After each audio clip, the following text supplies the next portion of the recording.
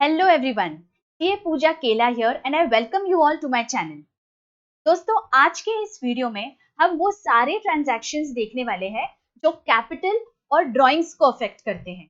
मैंने सारे कोलेट किए हैं और सारे सिनेरियोज इसमें कवर किए हैं। वो कौन से सिनेरियोज है देखते हैं हम। Cash withdrawn bye the proprietor for personal use, goods withdrawn bye the proprietor for personal use, deposited by customers to the personal account of the proprietor, payment of business liability by the proprietor, goods invested in the business by the proprietor, asset invested in the business, interest on capital and interest on drawings। तो ये सारे 8 scenarios का हम detail में कैसे entries pass करते हैं वो हम देखेंगे। So without any further delay, let's begin. What are drawings? The proprietor may sometime withdraw cash or goods from the business for personal purposes. Whenever proprietor withdraws anything, his investment in the business is reduced and that is the reason capital is reduced. देखिए, हमने business entity concept जब सीखा था, अगर वो lecture अभी तक आपने नहीं सुना है तो मैंने लिंक डिस्क्रिप्शन में दे दिया है, वहां पे आप बेसिक प्रिंसिपल्स वाला लेक्चर सुनिए। वहां पे मैंने बताया था that the proprietor and his business. In accounting, these are two different entities. Business अलग है, proprietor अलग है. That is the reason जब भी proprietor business में कुछ पैसा लाता है, assets लाता है, goods लाता है, तो हम एक अकाउंट क्रिएट करते हैं जिसे हम बोलते हैं कैपिटल अकाउंट, राइट? एक अकाउंट क्रिएट करते हैं।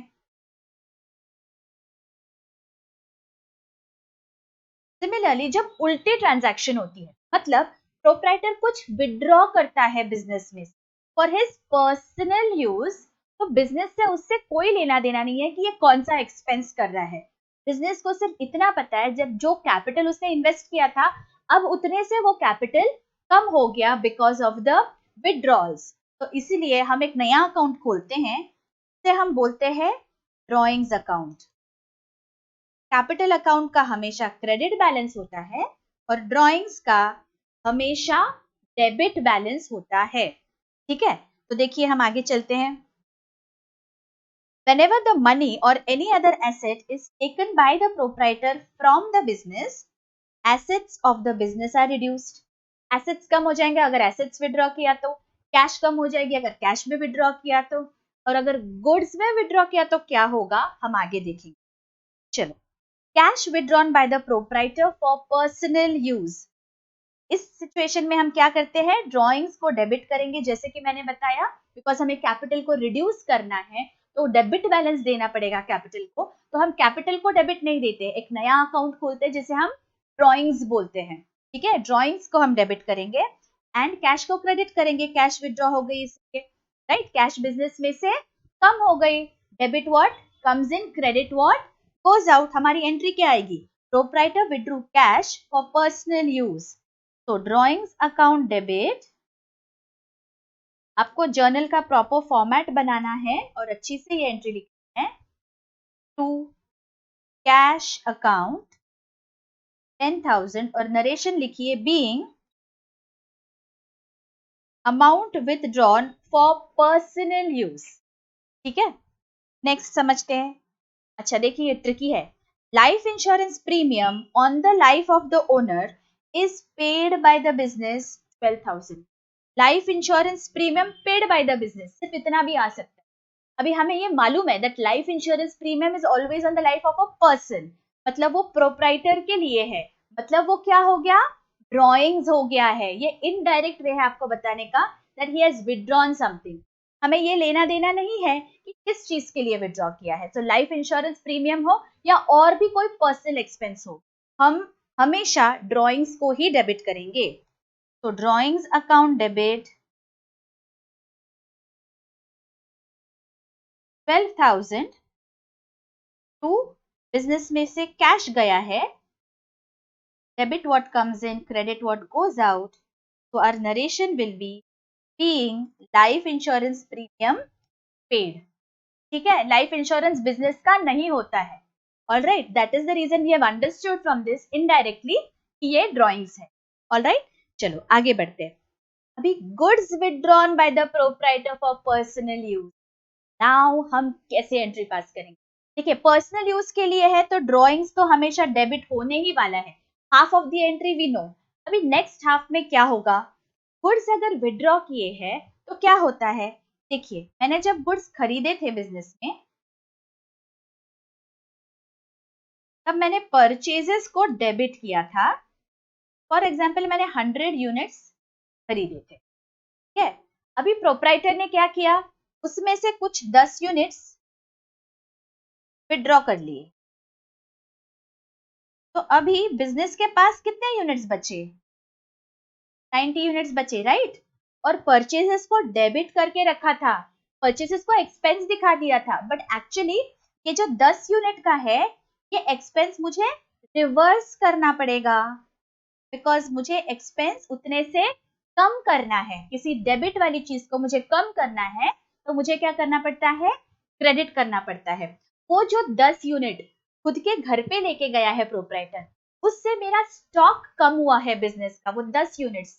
तो it is very important for me to credit purchases account. ये बहुत इंपॉर्टेंट एंट्री है, आप ध्यान से देखिए और ध्यान से समझिए हम क्या कर रहे हैं।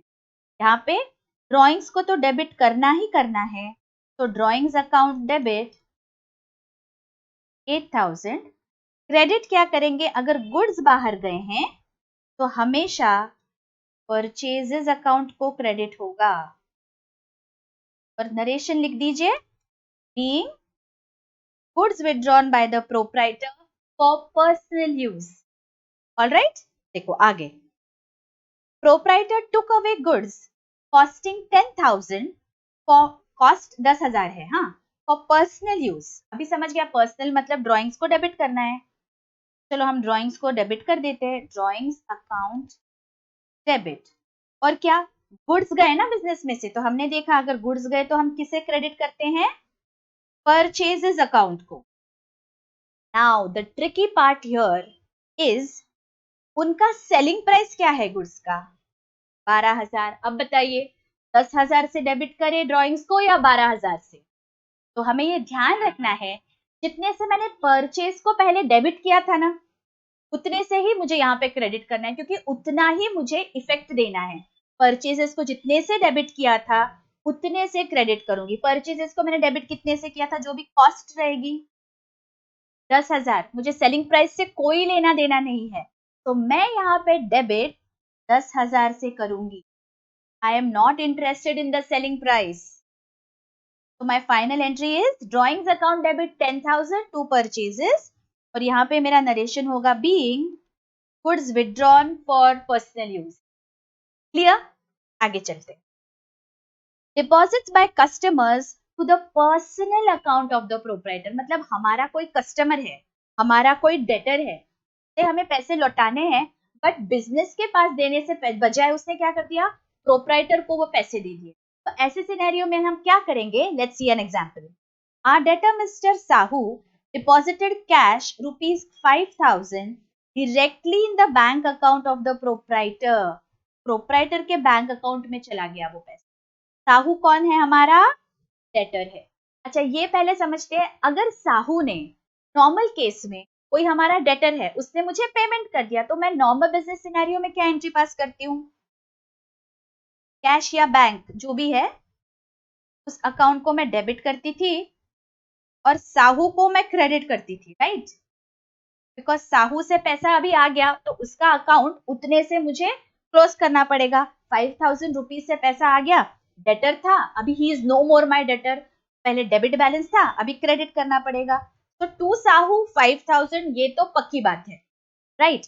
अभी मैं डेबिट किसे करूं, देखिए अगर बिजनेस के बुक्स में आता था ना, तो मैं कैश या बैंक को डेबिट करती, right. But who is the receiver now, who has received the money, the proprietor has received the money, so debit the receiver and credit the giver. Proprietor is the receiver of the money, के account को मुझे debit करना है, तो मैं किसे debit करूंगी, drawings को। Drawings account debit 5,000 to Sahu, Sahu का अकाउंट में सेम होएगा इफेक्ट, से कुछ लेना देना नहीं है, तो टू साहू अकाउंट 5000 और नरेशन क्या आएगा? Being Sahu deposited cash in the bank account of the proprietor.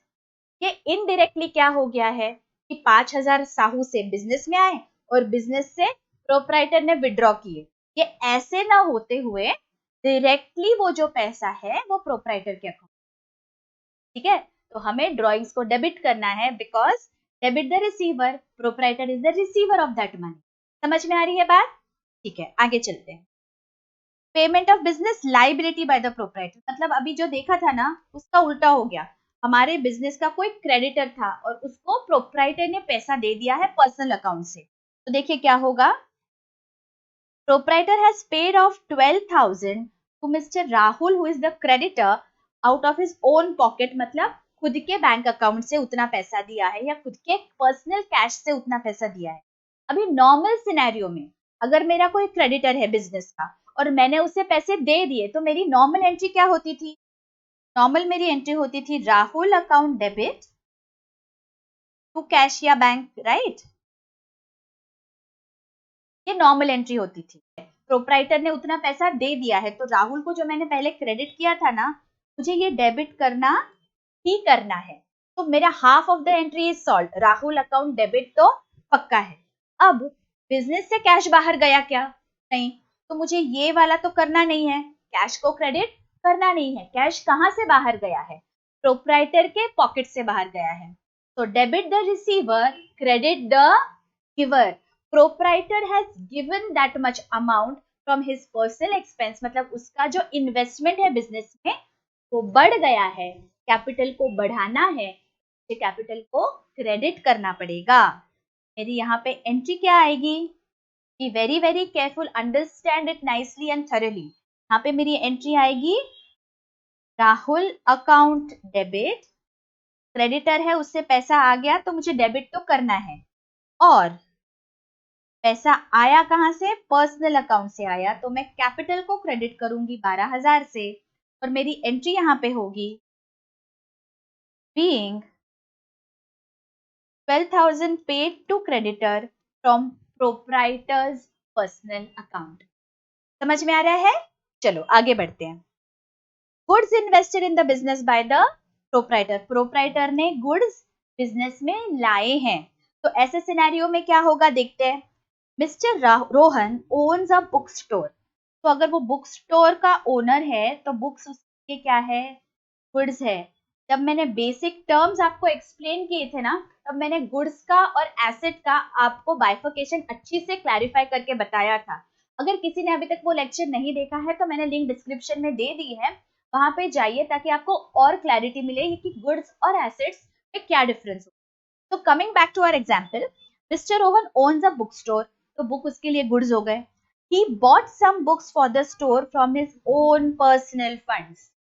अच्छा, so half of the entry बताइए पहले मुझे। अगर नॉर्मल सिनेरियो होता तो बुक स्टोर ने खुद के लिए बुक्स खरीदे, ये नॉर्मल सिनेरियो में एंट्री क्या हो जाती थी? गुड्स है ना, तो परचेजेस लिखेंगे हम लोग, purchases account debit. Normal scenario में टू कैश और बैंक होता था, लेकिन ये नॉर्मल सिनेरियो है क्या? नहीं, यहाँ पे परचेजेस तो हुआ है तो परचेजेस को डेबिट तो करना पड़ेगा, लेकिन परचेजेस किसने किया? बिजनेस में से पैसा नहीं गया है। पैसा किसके अकाउंट में से गया है? प्रोप्राइटर के पर्सनल फंड में से गया है।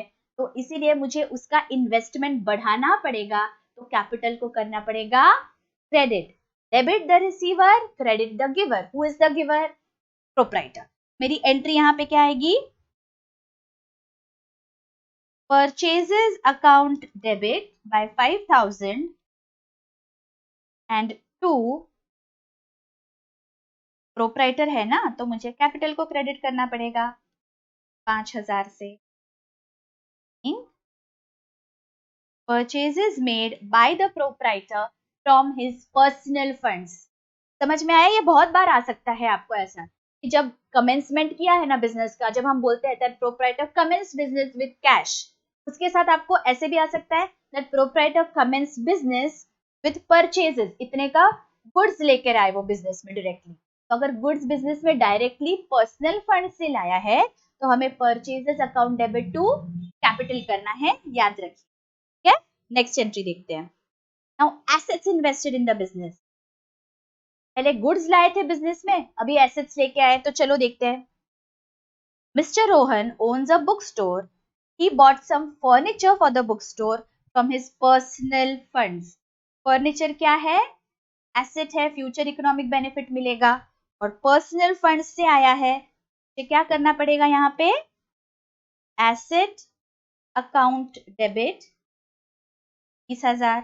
देखो नॉर्मल सिनेरियो में एसेट आता तो मैं यही करती थी ना, asset account debit to cash और बैंक,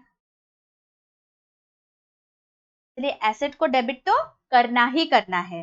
क्रेडिट किसे करूंगी? कैश को नहीं, से आया है उसे क्रेडिट करूंगी। आया किससे है? पर्सनल फंड से, मतलब प्रोप्राइटर के कैपिटल अकाउंट को मुझे क्रेडिट करना पड़ेगा। To capital account 20,000 and my narration will be being assets bought in the business from the personal funds of proprietor. समझ में आया? ओके, आगे। अब हमारे लास्ट के दो सिनेरियोस बचे, interest on capital and interest on drawings. Interest on capital क्या होता है? This is an expense for the business and becomes liability of the business as it is yet to be paid. वो payment नहीं करता है directly, but interest देता है proprietor को। इंटरेस्ट क्यों देता है? अच्छा, लॉजिकली समझते हैं। अभी किसी प्रोप्राइटर ने 1 लाख रुपीज इन्वेस्ट कर दिए उसके बिजनेस। सोचिए अगर वो 1 लाख बिजनेस में नहीं इन्वेस्ट करता तो वो 1 लाख कहीं तो इन्वेस्ट करता था ना।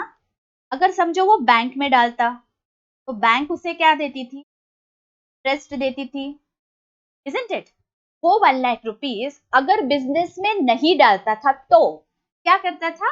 बैंक में डालता था या और भी कहीं इन्वेस्ट करता था जहां से उसको इनकम मिलता था, जहां से इंटरेस्ट मिलता था। But right now the proprietor does not get that interest, तो इसीलिए business sometimes gives some interest on the capital that has been invested by the proprietor. So this interest is an expense for the business, right? कि business का तो वो खर्चा हो गया ना, कैपिटल के ऊपर दिया है तो बिजनेस का इनकम नहीं है, वो खर्चा है। So debit the expenses, तो मैं इंटरेस्ट को डेबिट करूंगी। और किसे किसे देना है मुझे? देना मुझे प्रोप्राइटर को है, तो मैं प्रोप्राइटर का जो अकाउंट है उसे क्रेडिट करूंगी, वो मेरी लाइबिलिटी बन गया है। तुरंत बिजनेस कुछ पैसा नहीं दे देता, सिर्फ एक एंट्री पास करता है, तो इसलिए वो कैपिटल अकाउंट को क्रेडिट करके रखता है। फ्यूचर में जो ये प्रोप्राइटर है उसको मैं उतना पैसा इंटरेस्ट के लिए दूंगी। Getting it? तो इसीलिए मैं interest on capital is my expense, so I am debiting it, और क्रेडिट मैं करूंगी कैपिटल को। मेरी एंट्री यहाँ पे क्या आएगी? Allowed 5% interest on a capital of 50,000। पहले कैलकुलेट करो, 50,000 का 5% कितना हो गया? 2,500। ठीक है, अभी एंट्री पास करें।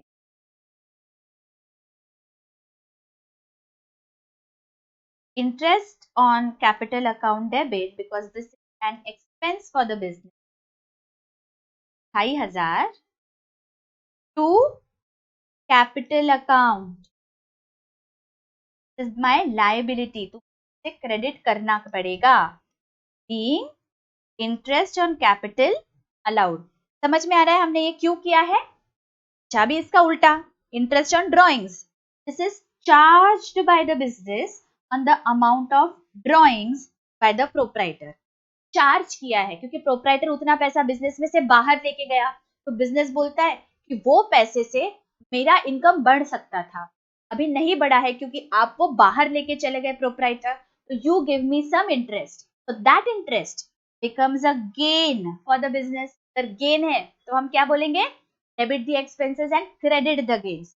तो इंटरेस्ट ऑन ड्रॉइंग्स अकाउंट को हमें क्रेडिट करना पड़ेगा। और ये इंटरेस्ट आना किससे वाला है? आने वाला है प्रोप्राइटर से, तो प्रोप्राइटर के अकाउंट को हमें डेबिट करना है, तो हम ड्रॉइंग्स को डेबिट करेंगे।